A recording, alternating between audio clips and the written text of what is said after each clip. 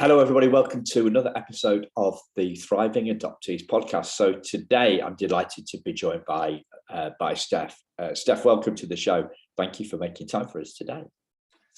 I'm absolutely honoured to be invited. It's wonderful to be here and to see you again. Yeah, wonderful to see you too, my friend. So listeners, we've done a couple of these. And the kind of like the conversations with coaches. So coaches who are have no lived experience of adoption, but have, I think, a gift for seeing the truth about how kind of life works. And that sounds really grandiose. It just happens to be my belief that that's true, right? So I've known Stef a couple of years. We've had conversations on off, and there's a real depth and clarity to what he talks about. So about 6 weeks ago, I was thinking about my podcast and thinking about adoption about 5 o'clock one morning. And I was thinking about, this idea that I had that, well, it was more than an idea, it was a belief really. So it was a belief that came into my head. That hung around for a bit, that adoption had screwed me up. Really, that was a thought that I had for a while, and I hadn't had that before. I know where it came from, and it came from reading the Primal Wound, which is a book about this stuff. And I thought, well, I had this kind of like, it sounds really strange to say, but the idea that I had was on the back of that. Well, but I'm not my beliefs. I'm not, we are not our beliefs. Our beliefs, we believe them. We believe our beliefs, don't we? We think that they're true. We think that they're the truth of that. And I thought, well, who could I chat to about that for the podcast? And my first guy that popped into my head was Stef. So that's the kind of background for the conversation, Stef. So what do you make of all that? Well, I guess the first thing that comes to mind is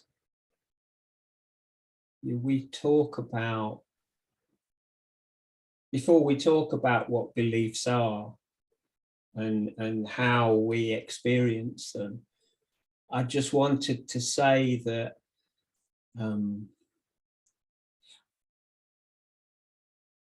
anything that we talk about in this conversation is not in any way trying to belittle or demean the experience of people that have been through adoption and any trauma that might have come out of that.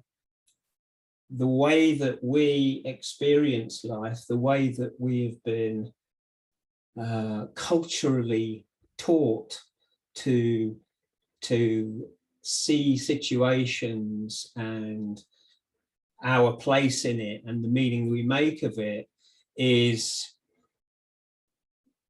it's innocent, it's natural, it's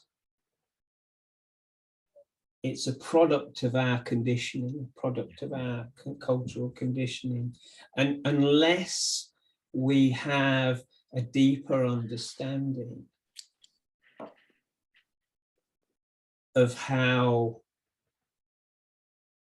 life works, of how our experience is created, and of who we really are, then we're going to suffer from our beliefs, from our experiences in life that are traumatic for us. That's innocent. That's absolutely innocent. Yeah. So yeah, I'm clearly a bit gung-ho on all this stuff. So thank you for the softening there that you did. Essentially, it's not our fault, right? We are innocent in this, as you say, and that means that, I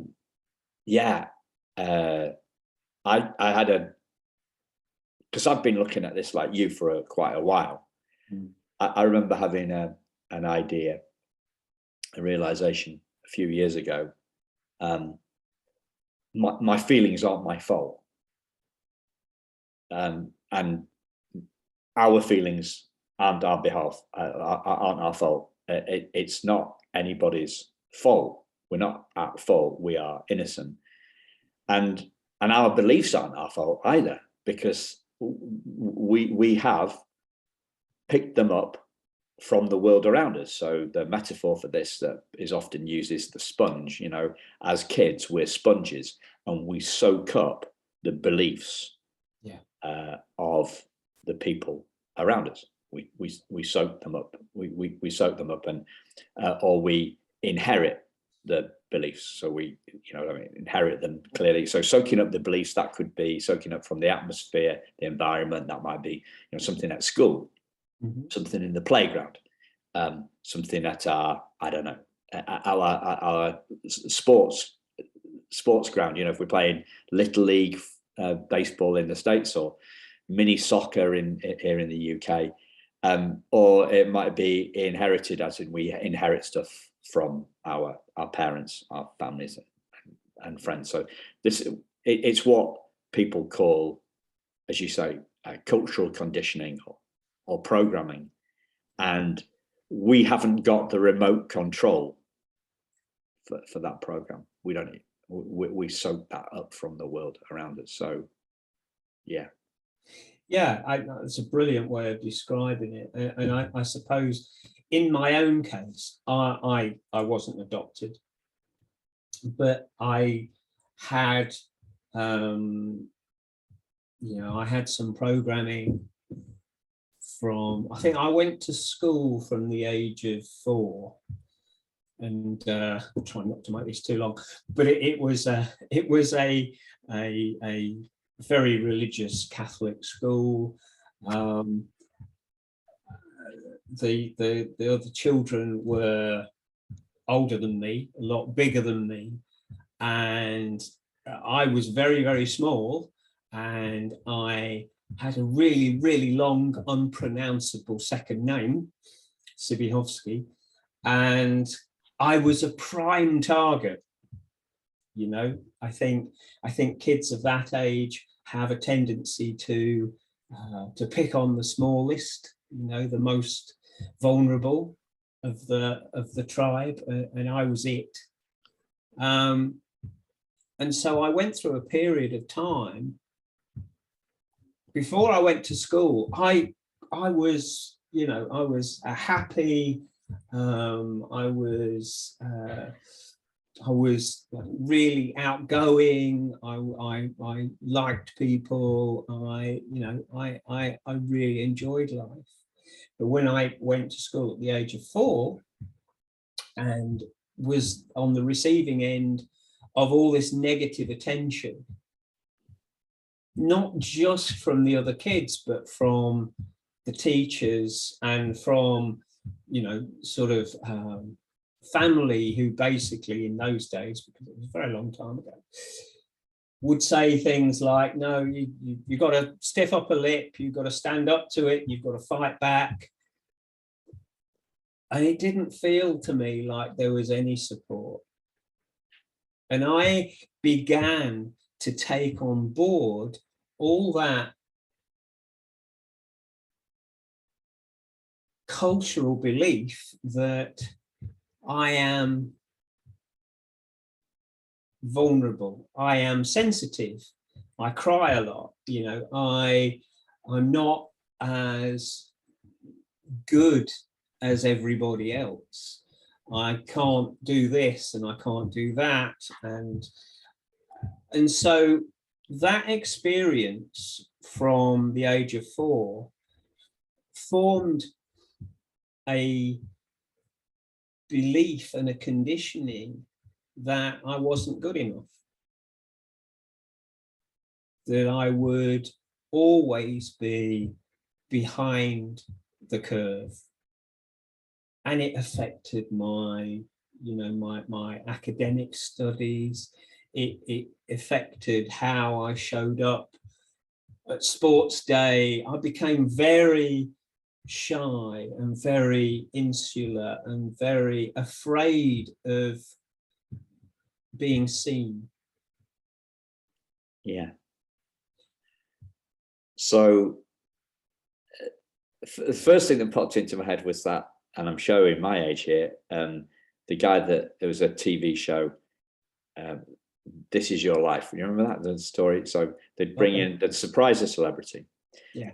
And it'd say, I won't try and do the Irish accent, but it'd say, you know, they'd surprise a celebrity, and then the guy, the host would tell the story of his life, bringing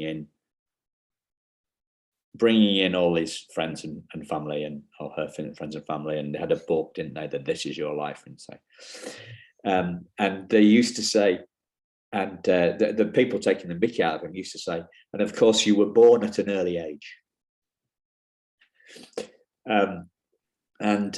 Like me, I think you were, it was pretty clear that you were a lover, not a fighter. Absolutely, yeah. You're a lover, not a fighter. Yeah. This sensitivity and this vulnerability that we have, and this sense of being different and not fitting in, and a lot of this stuff, as I have talked to many people, adopted and non-adopted, it starts as kids, as when we're bullied. So bullies make it about us. They find out what's different about us. So in my case, in your case, it was your name, your surname. And you'll notice, listeners, that I didn't try and pronounce it either. I just said, "Hi, Stef." So I know that it's I completely missed that, Simon. Did you? Okay. I've rumbled myself.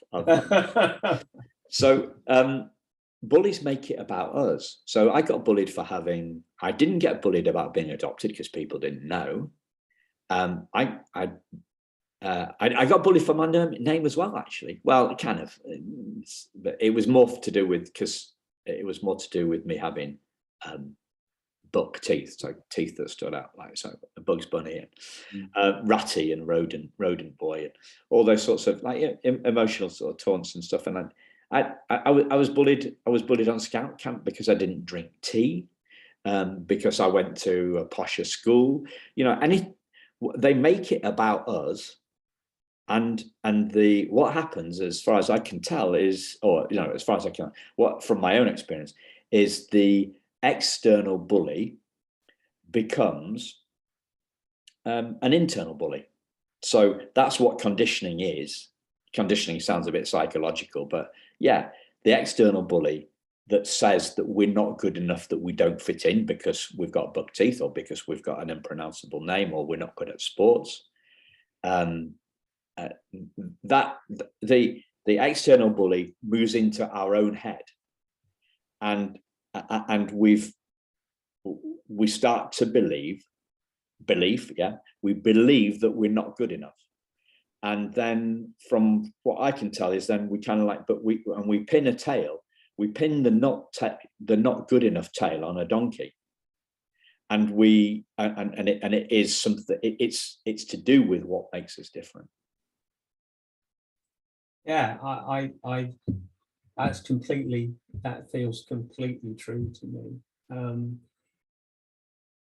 And I think what we do, you know, in our case, it was bullies that kind of made that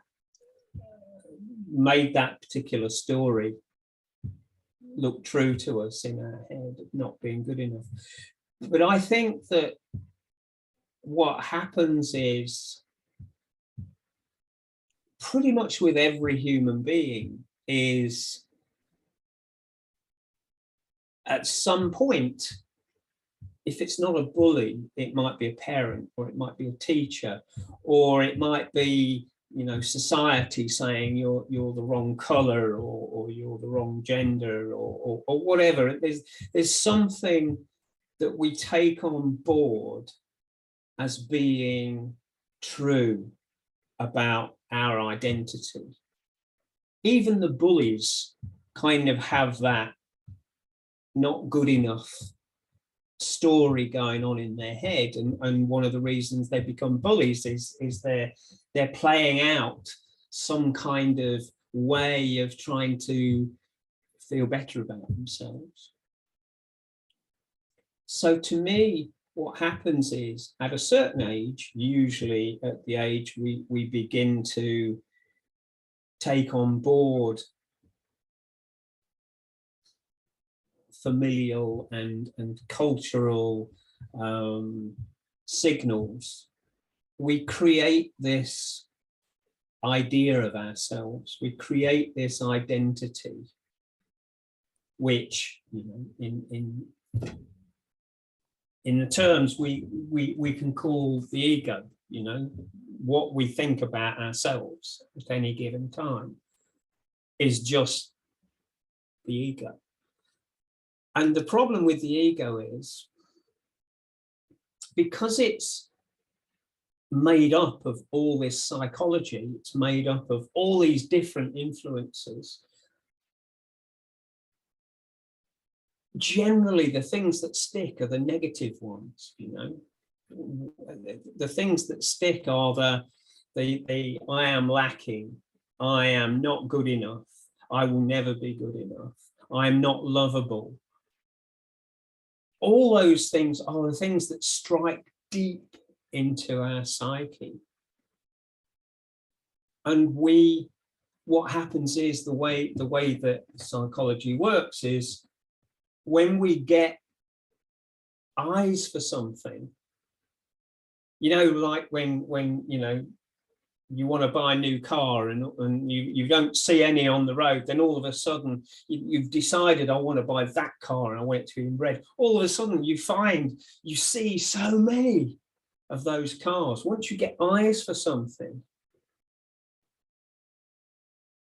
it becomes the truth. Yeah. So once we have a belief, it becomes a narrative. It becomes a script, a habit that plays in our head like a ticker tape. Oh yeah, I know. That's yeah. I'm always like that. I've always been like that. It never works for me.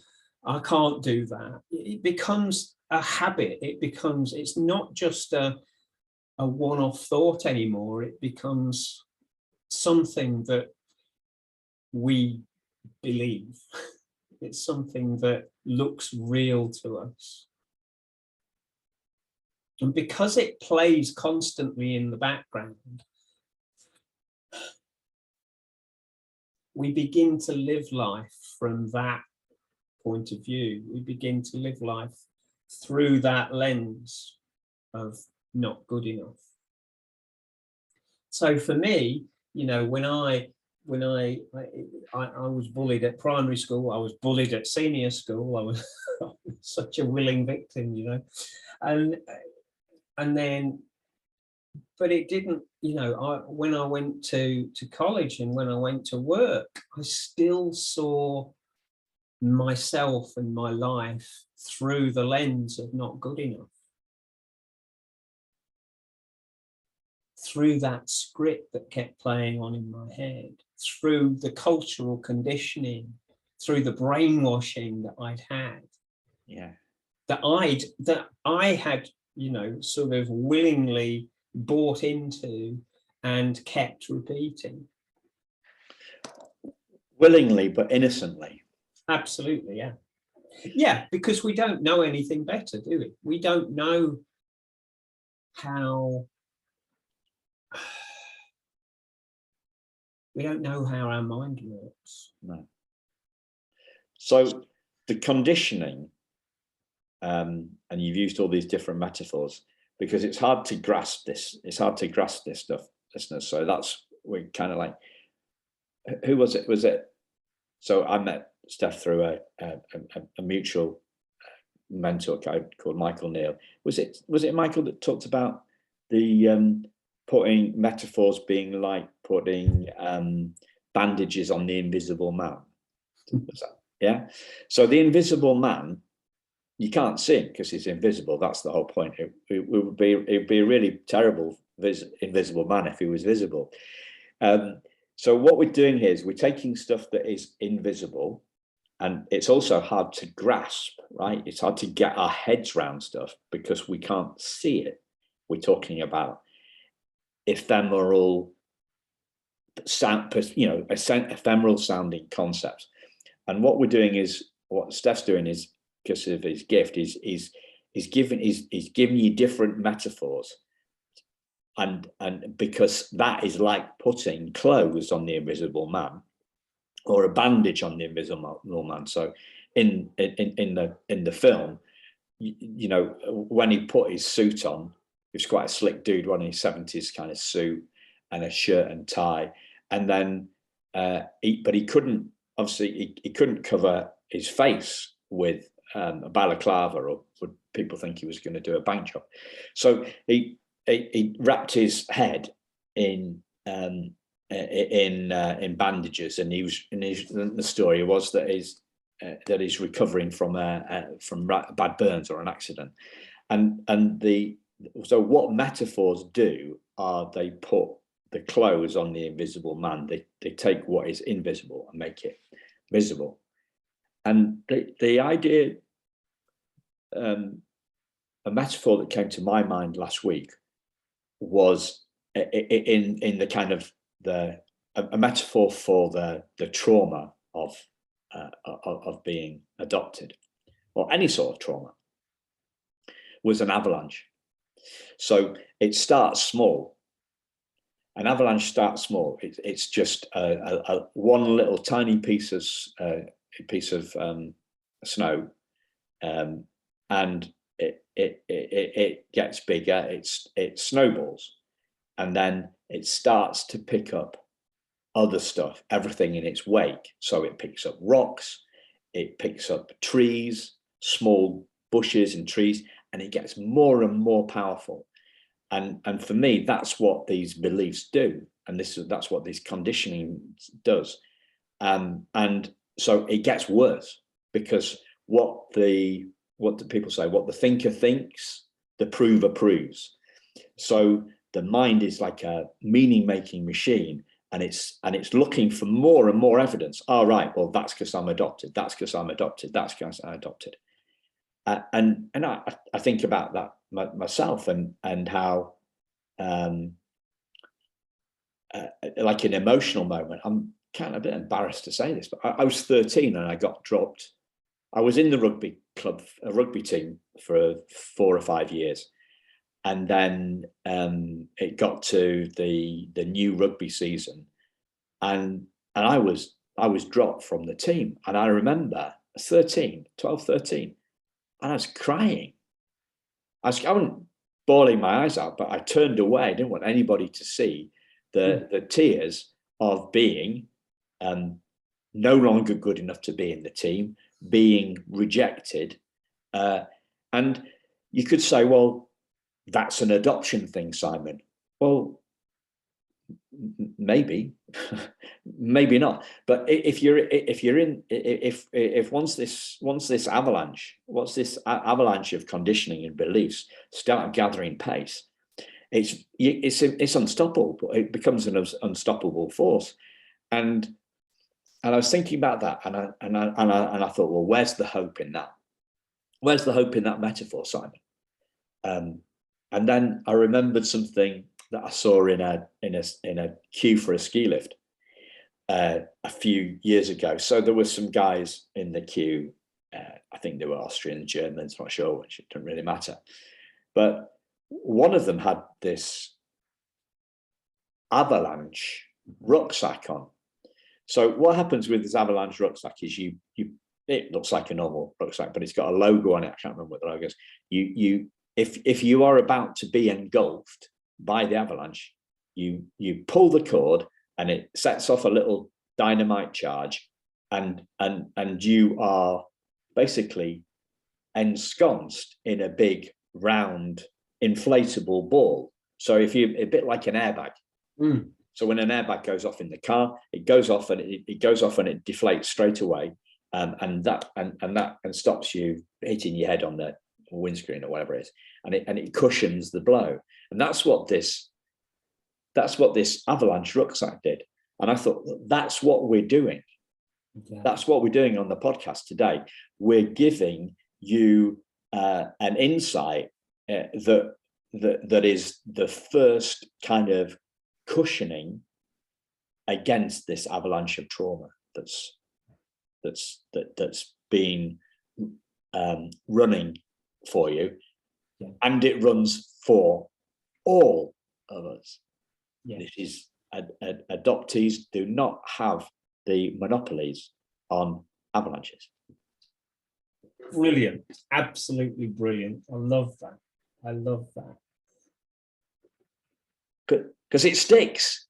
It sticks. The reason the avalanche thing popped into my head is it sticks, doesn't it? The snow sticks to us. Exactly. Yeah. Exactly. Like, yeah, it sticks to us. Sorry, I interrupted. Well, no, it was, yeah. So for me, I kind of grew up with this idea that I wasn't good enough. I had low self-esteem, and there was no way out. It was just who I was. And it carried into my, sort of relationships. And, when my marriage broke down, that was because I wasn't, because I wasn't good enough. That was, I entirely took the whole blame on myself because of the way that I saw myself.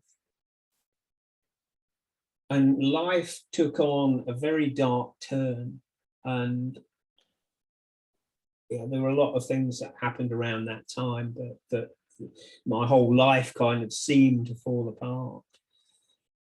And at some point, the Michael Neal, the guy you were talking about earlier, when I first came across Michael's books,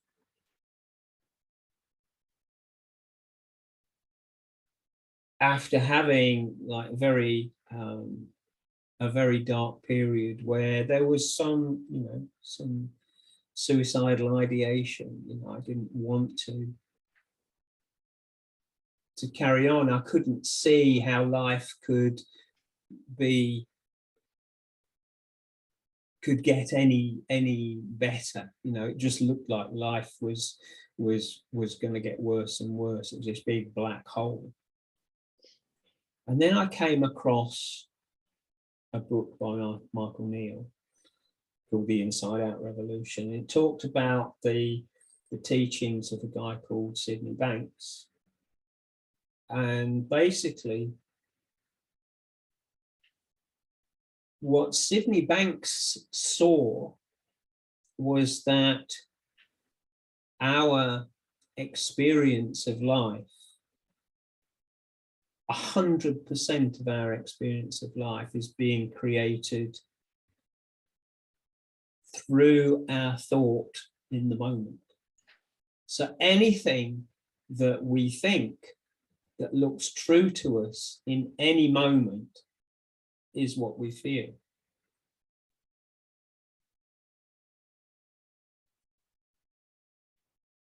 And then if what we feel in the moment looks true to us, that's what we believe.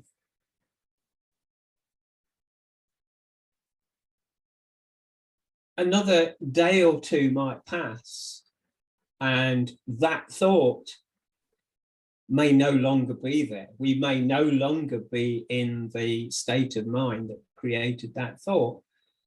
And then life that we experience in that moment can be different. So what I saw was that in the times that I was depressed, and I saw that I was not good enough and that life wouldn't get any better, I felt like committing suicide. In an hour's time, in a day's time, I could be thinking something completely different, and life would feel okay. It's not like, oh, I am this person and this is the situation in my life. This is how I have to feel all the time. I saw that my feelings, my state of mind, my emotions changed from minute to minute, hour to hour, day to day. They weren't the same. They were transient. Yeah. They came and went. But the situation was the same. You know, I was still divorced from my wife. I was still a single parent. I was still having to take care of my dying father. All the things that were the circumstances around that time in my life that I was depressed about, I went through, I had different experiences of it. So I began to see that my beliefs, my conditioning, that habitual script that I had about me not being good enough, about me having low self-esteem, about me not being very bright, I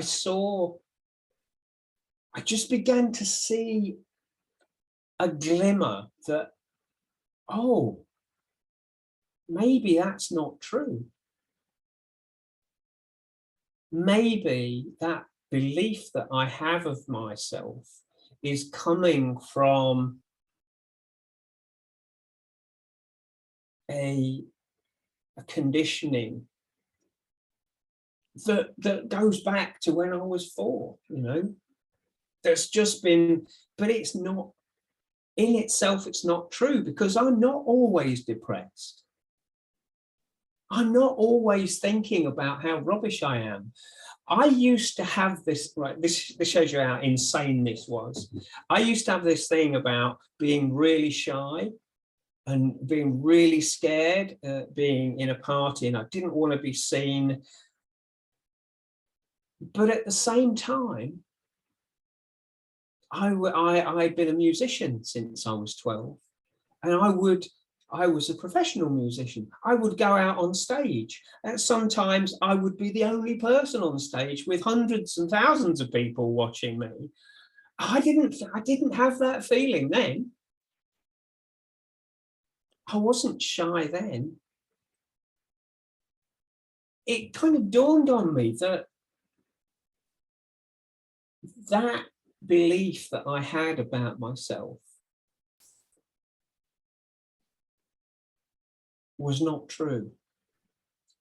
The thinking that we have about ourselves, every single human being, is not true. It's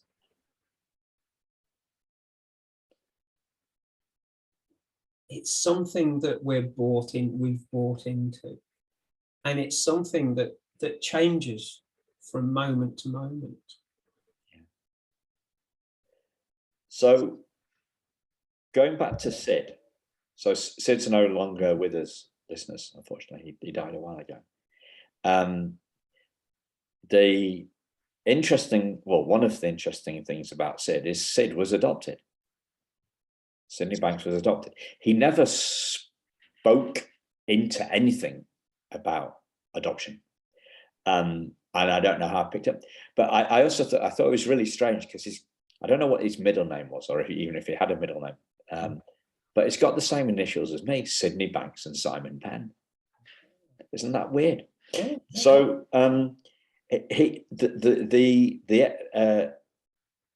you've heard the story about how the question from a psychologist that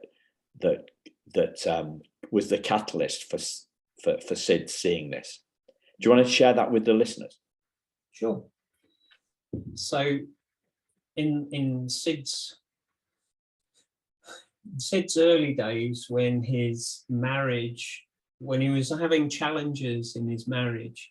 I think this was like the early 70s. So him and his wife were going through some challenges, and the fashion at the time was to go for these group therapy sessions where people would they would be encouraged to shout at each other, encouraged to do all sorts of stuff that we look back on now and think, well, that's not really helpful, is it? and so one day he kind of got a bit fed up of shouting at his wife, and he was known, he had this idea of himself as being insecure. Insecurity was his big thing. He was insecure about everything. So went out for a walk one day with a psychologist friend of his, and Sid said something like, I just, you know, I am just insecure about everything. It's the worst thing about my life. I really see myself as insecure. And this psychologist said to Sid, quite innocently, you know, said, "You're not insecure, Sid. You just think you are."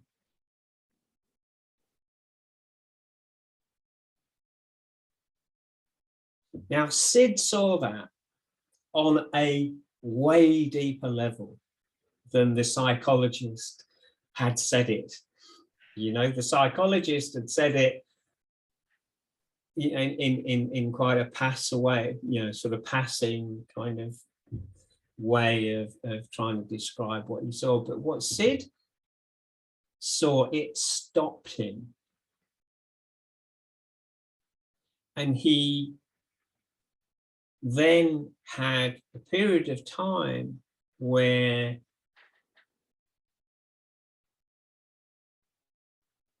basically he began to see how insecurity is thought, how depression is thought. About every single part of the human condition is created by thought. And how powerful the principle of thought is, because it can create our whole reality. Whatever we are thinking in any moment that looks real to us, we feel. And he described thought as the missing link, didn't he? That's one of his books, Thought is the Missing Link. Yeah. And the way I see this in adoption, in the world of adoption, and my experience, right? Just my experience is that I was adopted 55 years ago. Okay. My level of security has been up and down in those 55 years. Yeah. So it can't be the adoption itself, because the adoption is a fixed, or, you know, you could say, well, Simon, it's to do with being relinquished. It's nothing about, you know, your mum and dad. It's about being relinquished by your birth mother, right? So when I say adoption, I'm rolling relinquishment into adoption, dear listeners. So my level of insecurity has been up and down, all over the shop. I almost swore then. All over the shop in 55 years, right? So that it has varied. But adoption is something, it was a fixed event in the past. So a fixed event in the past cannot be the cause of a variable experience of insecurity. A fixed thing can't cause a variable thing. A past thing can't cause a current thing. There must be something else at play. There must be another factor. There must be a missing link. And that missing link is, as Sid said, is that right? He describes thought as the missing link. Is that right? I remember it. Yeah. It's a long time since I read the book. Absolutely, yeah, yeah. So thought is the missing link. And what we are not advocating here is to think positive, if you ever like, because we've all tried that. You know, the world, the internet world is full of people telling us that if we change our thoughts, then we will change our reality, and therefore we should just think positive. Essentially, that's it. You know, and then what do people say? The only thing we have to fear is fear itself. You know, if we the what do they call it, the secret, you know, if you're not getting wanting what you want in your life, then you need to manifest it by thinking good thoughts. We're not talking about any of that, are we? No. So the way it looks to me is that what really saved me was seeing that I wasn't my thoughts. I wasn't who I believed to be. So if I'm not my thoughts, who am I? And what I found was, when I looked in that direction, who are we really? What happens when, I've got a snow globe here, it's kind of so what happens is we have our, he's got a butter in the snow globe. It's like Goldie Flex. Cool. Yeah, the noise of our thinking. That's how we live most of our life in this, you know, information-driven age. We have lots and lots of thinking, and we're thinking about stuff all the time. That's not how we're designed. When we understand that we are not the thoughts that we believe, we are not the beliefs, then what happens is the snow settles, our thinking settles, our mind slows down. When our mind slows down and our thinking settles, life looks different. When our thinking settles and our mind slows down, we begin to get clarity. We begin to see things from a different perspective. You know, it's like being able to see the wood for the trees.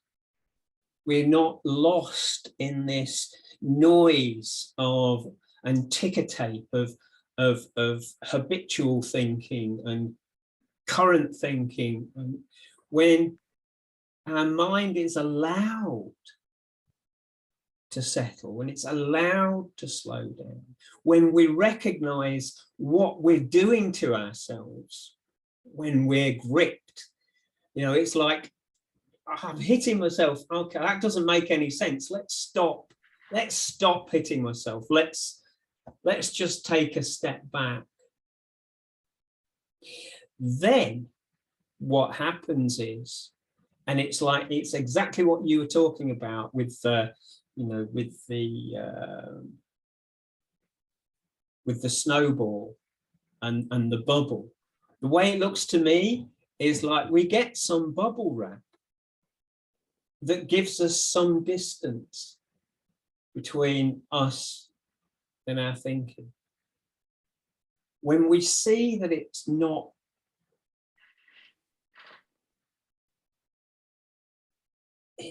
who we are, when we see that it's not real, when we see that these uncomfortable feelings we're having are not saying anything about what's happening in the world, it's just saying what's happening in our head, then we can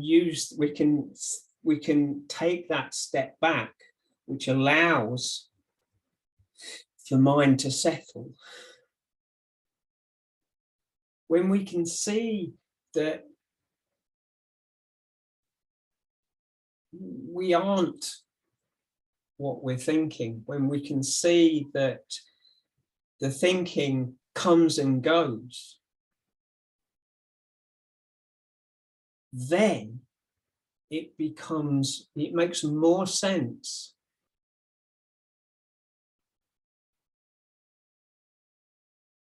to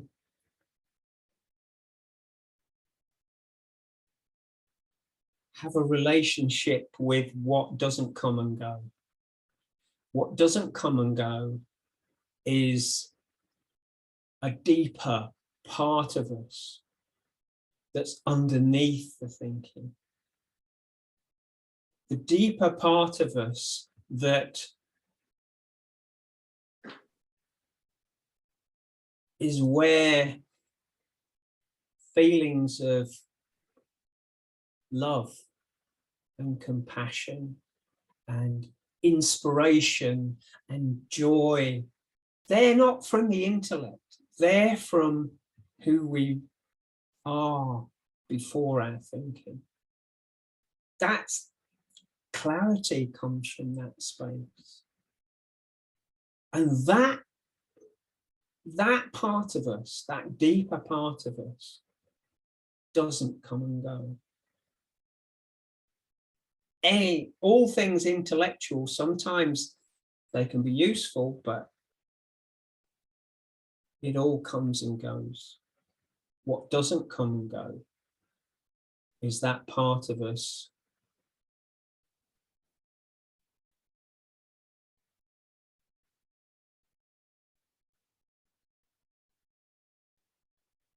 that is beyond the intellect. That part of us is responsive. That part of us is the part of us that finds answers to questions. It's the part of us that can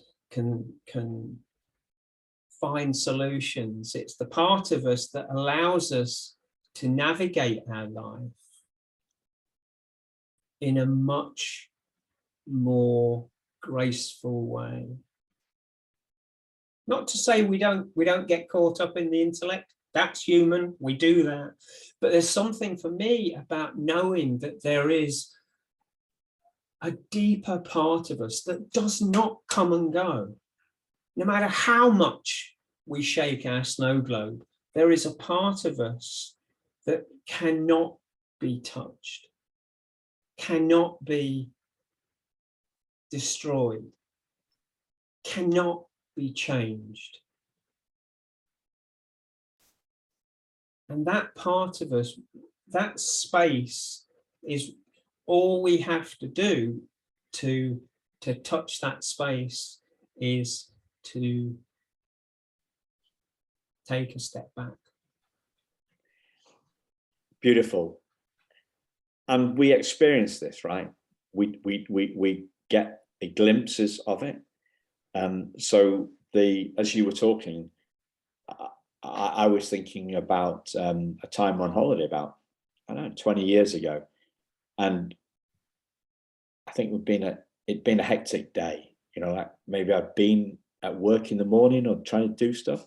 And then, so it was a late afternoon flight. And we walked into, we'd arrived at the flat, and we'd walked through the little winding back streets of this Greek village, and come into the square where we used to go to this restaurant, taverna thing. And as I sat down, I felt the weight of my thinking lifting off my shoulders. So it's that, and I was engulfed in peace. It didn't last very long, but I was engulfed in peace. So this is something that we all, it happens to all of us. Something takes our breath away. We stop for a rest when we're walking the dog, or it happens to us, or we're listening to, we're lost in music in the car on a route to work or whatever. We touch that peace. We have that fleeting moment of peace, and then it's gone. But all we want in our life is peace and contentment, and that sort of happiness. And that's who we are, and that's what we touch. But we only touch it fleetingly, and we don't know that that is us, because nobody's ever told us. It's not in the How to Do Life book, is it? Well, it wasn't in my. It was definitely wasn't on my degree course. No. It was organizational sociology, industrial psychology, and economic and social history. It wasn't in my O levels. It wasn't covered. It wasn't covered. Nobody tells us the really important stuff. But like you say, everybody has had an experience of it. We kind of, our day-to-day life is going through a continuum. And you can call it state of mind. You can say, okay, we further up, the faster our mind is going, we're trying to figure stuff out, we're trying to work stuff out, we're thinking, we're ruminating, and then at some point, the continuum will go down, and we will slow down a little bit, and then at some point it'll go back up again, at some point it'll go down a little bit further, and then there'll be a nice feeling. That's what Sid used to call it. He said it always comes with a good feeling. And that's, I think we all use the word feeling differently. But I think we all, we might not necessarily feel deep peace and complete clarity all the time, but there are times when we're just in a good feeling for no reason at all. That's because we're on that part of the continuum, if you like. So for me, what made the biggest difference to my life was knowing that I wasn't who I thought I was, how I believed something that was created. It was something that wasn't true and I'd bought into. And the other thing was knowing that if I wasn't that thinking, when I wasn't in that thinking, I was in this incredibly resourceful, clear state. Things made sense to me. There was answers came easily, and I felt compassionate. I felt kind. I felt loving to my fellow man. That, knowing that is there underneath the noise, made all the difference to me. It changed my life. It allowed me to see miracles where I hadn't seen them before. It allowed me to have a much deeper experience of life, a richer experience of life. It allowed me to have my feelings, but not suffer from them. I could feel pain, but I didn't suffer quite so much. Yeah. Beautiful. So, listeners, as always, if you want to check out the extra special guests that we have on this show, then always check out the show notes, and I'll put a link to Stef's socials on there. And thank you for sharing a bit of piece with us and giving us a glimpse of this stuff this afternoon, Stef. It's been beautiful. Bless you, Simon. I'm so honoured that you kind of invited me to be here today. I just love spending time with you. Cheers, buddy. Thanks again. Speak soon.